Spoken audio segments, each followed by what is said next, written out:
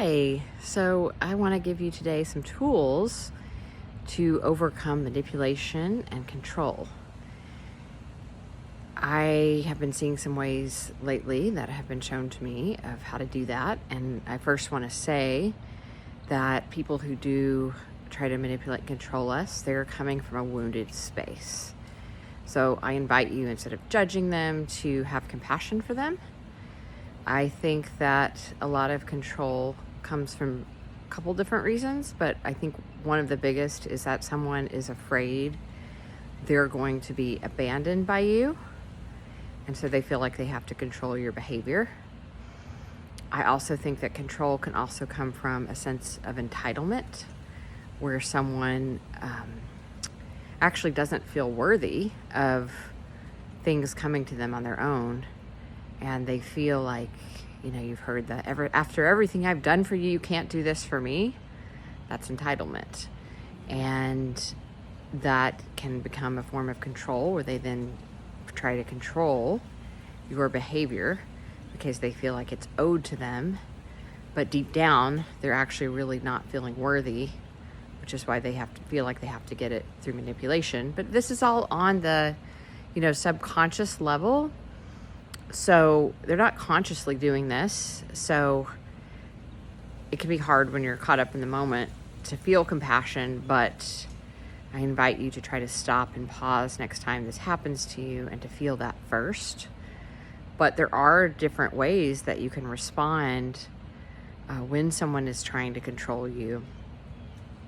And that is to ask them, what are you hoping to gain by having me do this thing that you don't want to do? Or they may try to ask you questions. You just stop and ask them, what are you wanting to gain from this? And another thing is to really hold your boundaries. And when you hold your boundaries, what I'm really learning is you don't need to give any reason for holding your boundaries. You just need to tell them, my decision on this is no. A person who is controlling often is not interested in your experience. So the interesting thing is they will not even ask you why your decision is no. They will just try to manipulate you to get the decision they want. Somebody who's controlling or entitled will often, they'll call you selfish because you're doing something that they want you to do that you decided not to do. And, they'll be your greatest friend if you're doing everything that they want you to do, and then the minute you don't and decide to have your own freedom, that's when they judge you and call you selfish. So that's when you say no. This is my decision, and my decision is no. Many times they won't even want to hear why you said no in the first place. So it's better not to give any reasons. It's better just to say, my decision is no. Now, if they ask you what your reasons are and they actually are interested, then tell them. But if you feel like it's coming from a place of judgment, tell them that too. I don't feel like your goal here is to connect with me. I feel like your goal here is you're asking that out of judgment. And I feel like a lot of times we get defensive and react instead of just calling out what is. So I really just invite you to look at what is arising in you and put that into words. And also to always state that, they may say, well, I'm not doing that to you, or I'm not being unkind. Well, state, from my viewpoint, you are. How I feel is that you are. And just really, we're all allowed and entitled to our different viewpoints. So stay in your own power and say, from my viewpoint, I'm feeling that you are. Someone may try to argue with that if they're very manipulative, but most of the time, if they don't understand that everybody's entitled to their own viewpoint, but you are. And that can be the time that you may have to walk away from that situation and say, I see that you're not wanting to connect with me, you're wanting to judge me. We've been through this. My answer is still no. It's not going to change.